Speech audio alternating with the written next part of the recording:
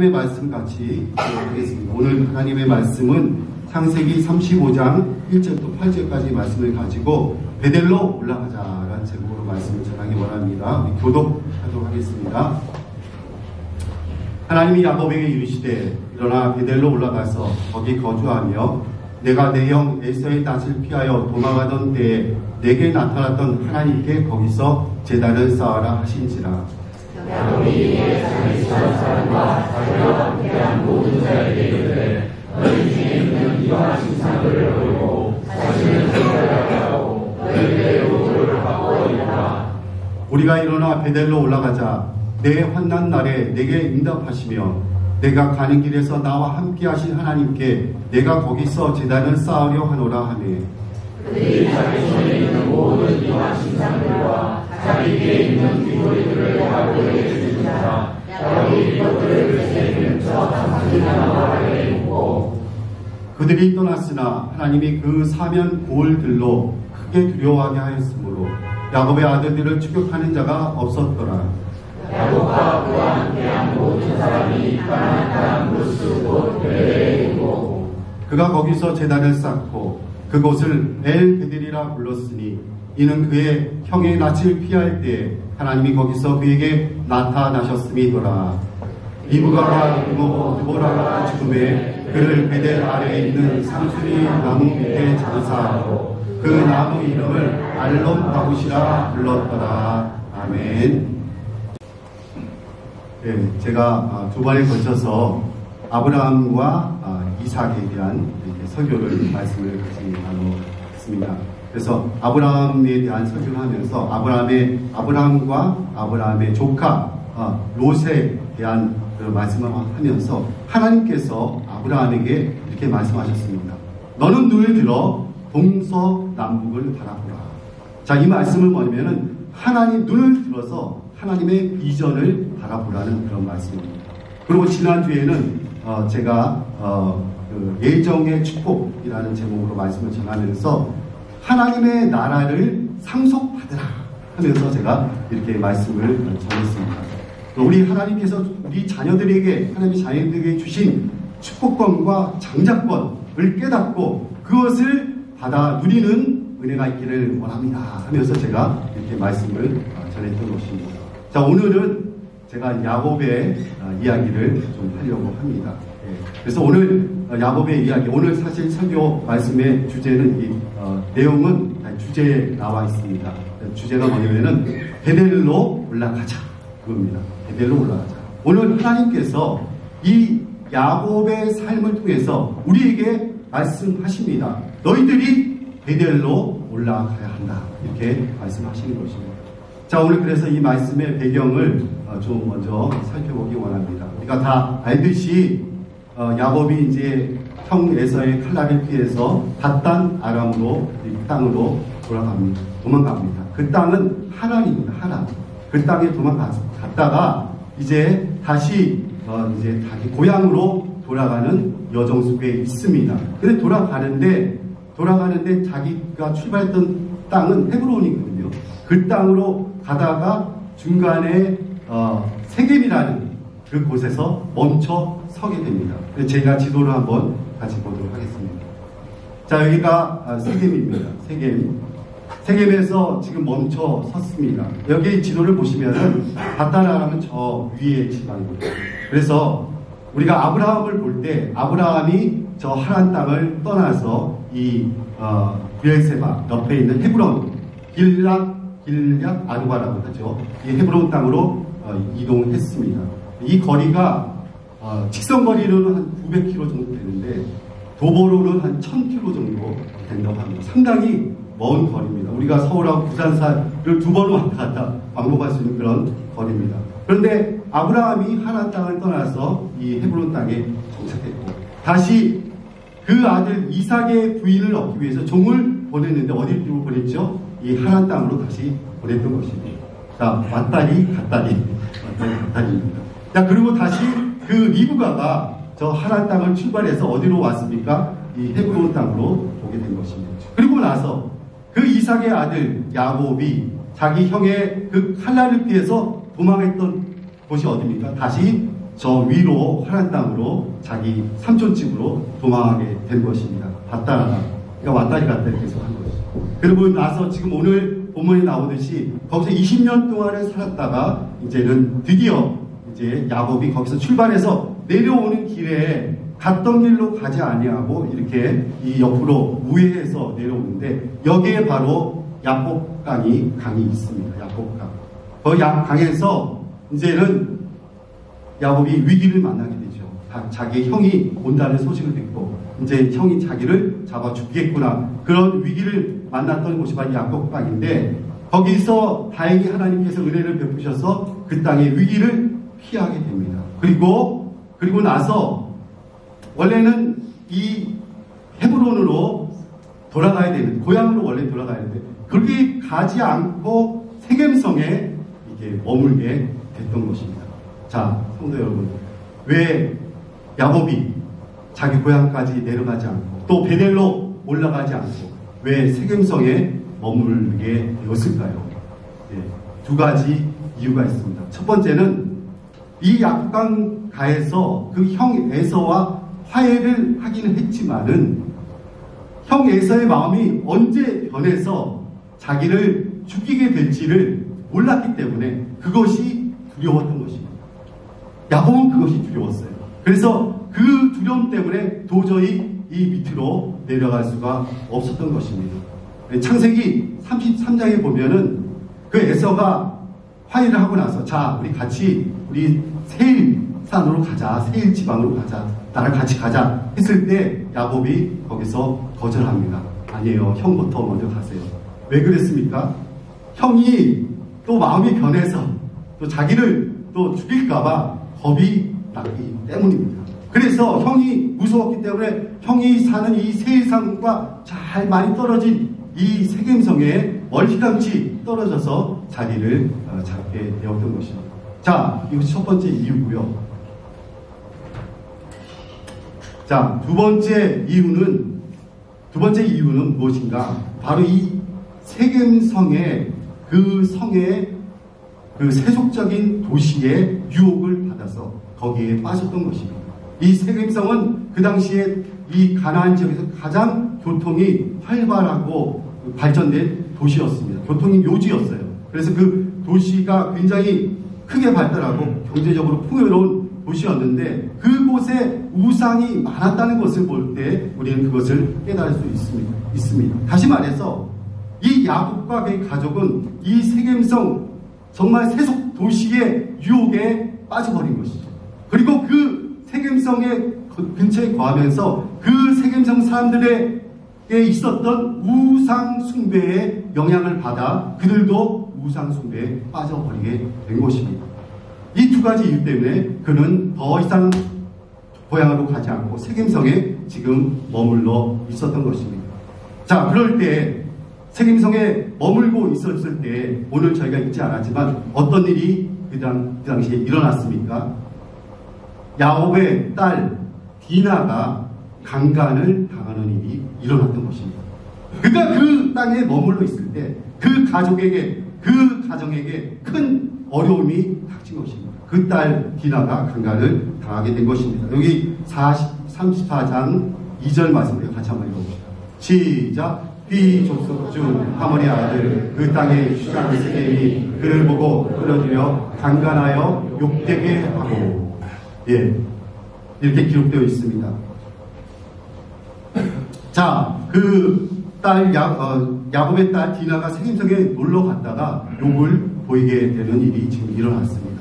그리고 그 사건을 들은 그 오빠들, 특별히 복수심에 불타는 이 오빠 시몬과 레위가 작전을 짜갖고 그 성에 있는 사람들, 남자들을 다 죽여버리는 그런 일이 일어난 것입니다.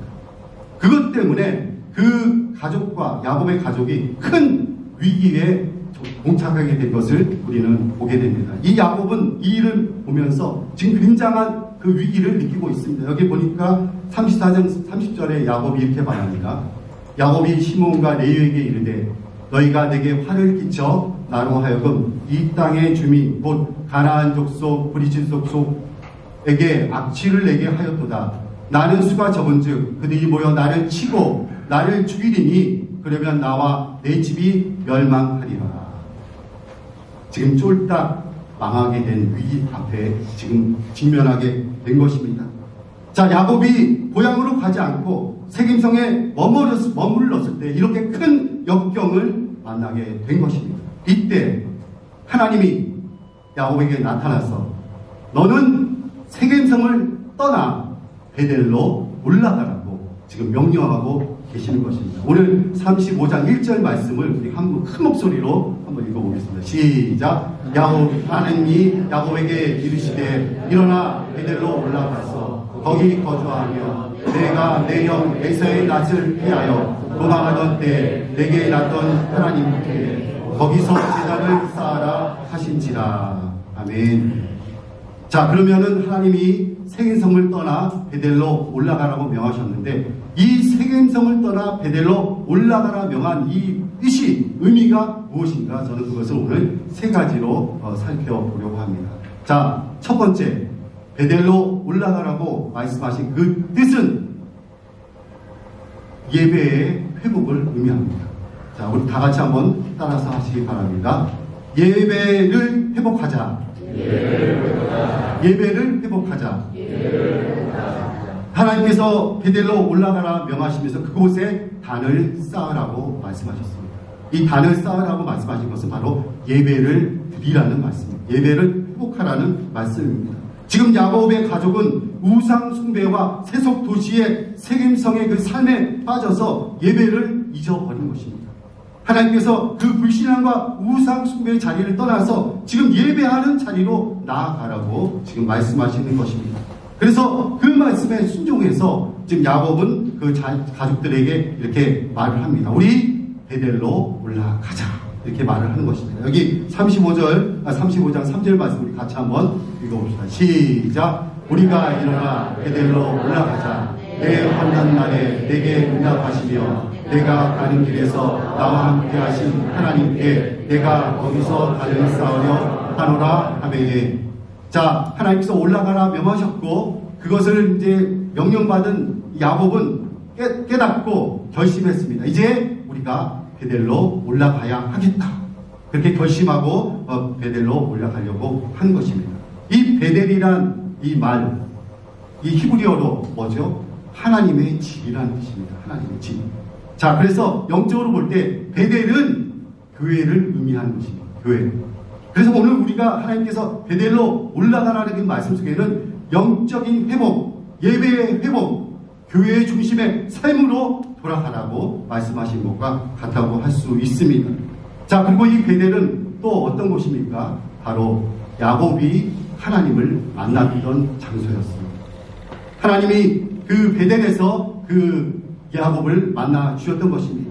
야곱과 함께 동행하셨던 그 하나님을 이 야곱에게 보여주셨던 것입니다.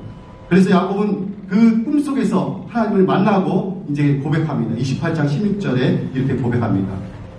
야곱이 잠이 깨어 이르되 여호와께서 과연 여기 계시거늘 내가 알지 못하였다.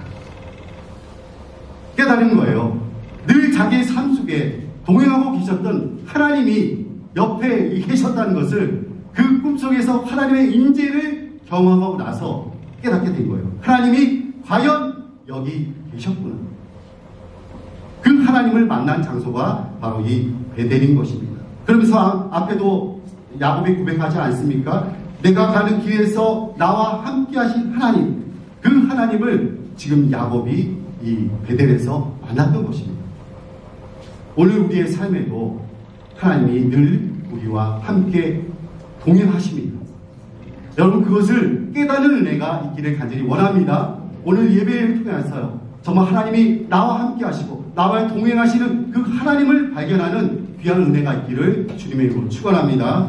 자, 또 베델에서 어떤 일이 있었습니까? 그 베델에서 그는 꿈속에서 하나님의 음성을 듣게 되었습니다. 하나님의 축복의 약속의 말씀을 듣게 된 것이에요. 자, 28장 14절에 보니까 이렇게 하나님 말씀하십니다. 내 자손이 땅의 띠끌같이 되어 내가 서쪽과 동쪽과 북쪽과 남쪽으로 퍼져 나갈지며 땅의 모든 족속이 너와 내 자손으로 말미암아 복을 받으리라. 여기 계속 말씀하고 있지 않습니까? 아브라함에게 약속하신 말씀, 동서남북을 바라보라. 동쪽과 서쪽과 남쪽과 북쪽의 모든 너희 백성들이 퍼질 것이다. 나가서 하나님의 나라가 확장될 것이다. 그 약속을 다시 한번 야곱에게 하시는 것이고요. 또 그 다음에 너로 인해서 모든 민족이 복을 받을 것이다. 이것이 창세기 12장 3절에 하나님께서 아브라함에게 하셨던 약속의 말씀을 야곱에게 동일하게 지금 하고 계시는 것입니다. 그 축복의 약속의 말씀을 하셨던 곳이 바로 이 베델이었던 것입니다. 그래서 하나님께서 그 베델로 올라가라고, 약속을 기억하고 그 약속을 붙잡으라고 지금 하나님이 베델로 올라가라고 말씀하시는 것입니다. 무너진 예배를 회복하고 하나님의 약속의 말씀을 다시 붙잡으라고 주님이 하나님께서 야곱에게 말씀하십니다. 오늘 우리가 이 세상에 살면서 너무나 세상의 바쁜 일상 속에서 또 세상의 즐거움에 빠져서 하나님을 예배하는 일을 멀리 했다면 다시 하나님을 예배하는 자리로 나아오라고 우리 하나님이 오늘 우리를 초청하시고 계십니다. 그리고 그 하나님께 나아가서 여러분과 저에게 주셨던 약속의 말씀을 다시 붙잡으라고 하나님이 우리에게 말씀하시는 것입니다. 두 번째, 이 베델로 올라가라는 말씀은 우상 숭배를 버리라는 말씀입니다. 자, 따라서 하시겠습니다. 우상 숭배를 버리라. 자, 야곱의 가족은 세겜성에 살면서 우상 숭배에 빠졌습니다. 그래서 하나님께서는 우상의 도시, 이 세겜 도시를 떠나라고 지금 말씀하시는 것입니다. 그래서 그 말씀을 붙잡고 야곱은 자기 가족들에게 이제 세겜성을 떠날 것을 명령하고 있습니다. 우리 35장 2절 말씀을 함께 한번 읽어봅시다. 다시 한번 큰 목소리로 읽어봅시다. 시작. 야곱이 이에 자기 집안 사람과 자기와 함께한 모든 자에게 이르되 너희 중에 있는 이방 신상들을 버리고 자신을 청결하게 하고 너희들의 의복을 바꾸어 입으라. 이 세겜성에 살면서 그들은 우상 숭배에 빠졌던 것입니다. 우상 숭배에 빠졌을 뿐만 아니라 세속 문화에 젖어들었던 것입니다. 그래서 그들의 의복을 바꿔 입으라고 지금 하나님의 야곱을 통해서 말씀하고 계십니다. 그들이 어떤 옷을 입고 살았을까요? 세겜성 사람들의 그 패션 스타일을 따라갔던 것입니다. 그들의 옷을 입고 그들의 그 의복의 모습을 입고 살았는데 이제는 그 의복을 바꾸어 입으라고 지금 하나님이 말씀하고 계십니다. 저는 그 세겜성 사람들이 어떤 스타일의 옷을 입었는지 잘 모르겠어요. 하지만은 하나님은 그 세속적인 생활을 떨쳐버리라고 지금 말씀하시는 것입니다. 요즘에는 이 패션이 너무나 발전하고 개성이 정말 뛰어납니다. 그래서 패션이 지금 계속 발전하고 옷도 정말 화려하게 입고 패션이 정말 너무나 발전하고 있는데 제가 좀 보수적인지는 모르겠습니다. 그래갖고 이렇게 볼 때 이렇게 이해가 안 되는 부분이 그런 거예요. 청바지, 멀쩡한 청바지에 구멍을 자꾸만 뚫는 겁니다. 왜 청바지에 구멍을 뚫느냐?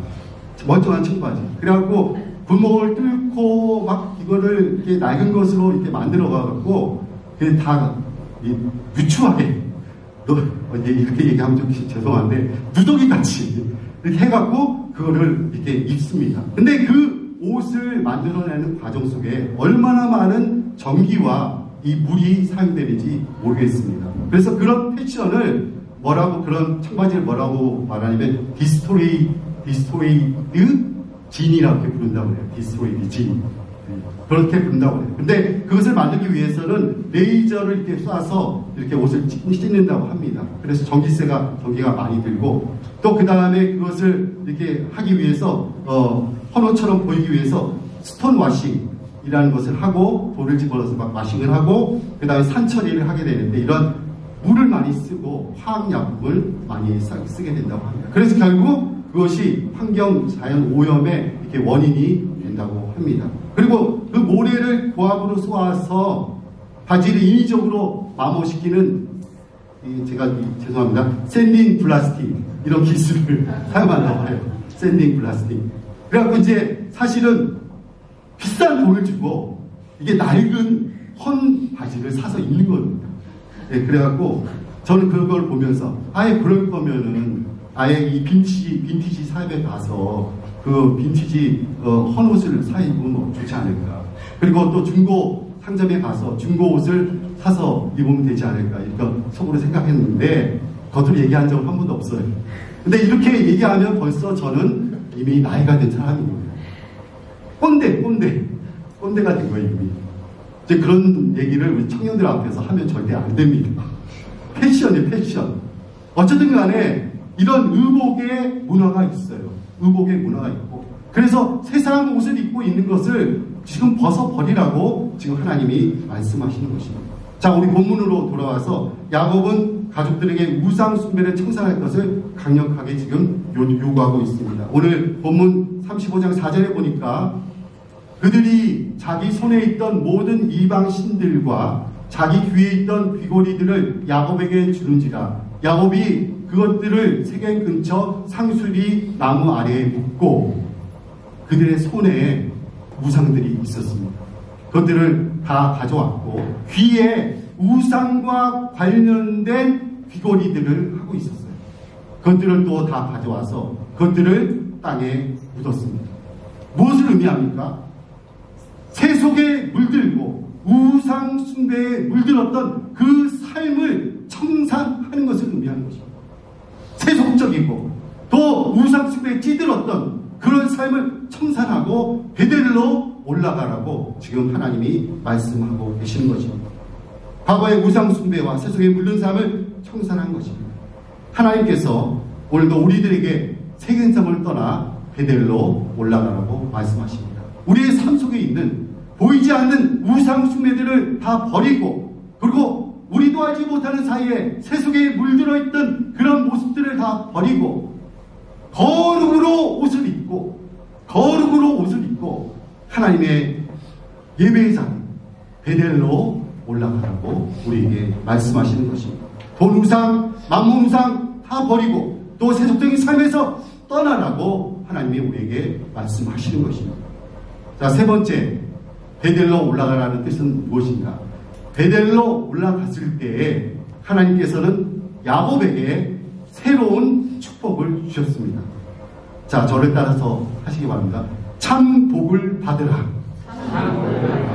자, 야곱 베델로 올라가서 예배를 드린 이 야곱에게 하나님께서는 두 가지 축복을 해주셨습니다. 첫 번째는 그의 이름을 바꾸어 주셨습니다.